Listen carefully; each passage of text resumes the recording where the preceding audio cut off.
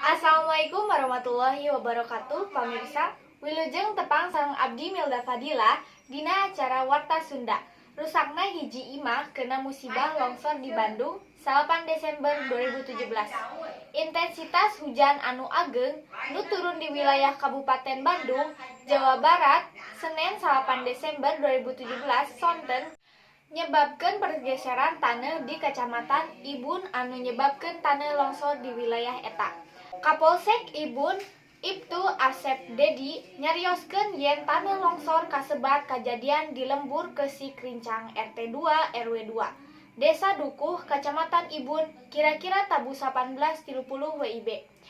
Pergeseran taneuh longsor dina panjang 15 meter, lebar 4 meter, sarta luhur 6 meter eta nimpa salah sahiji imah boga warga anu aya di sakitar tempat kajadian eta.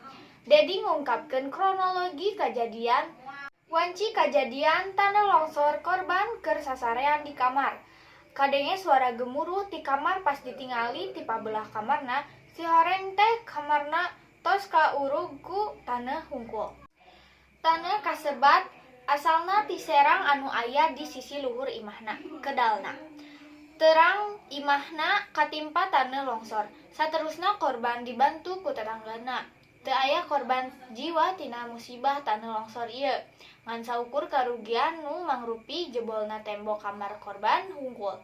Korban sareng 5 anggota keluargana ayeuna tos dievakuasi.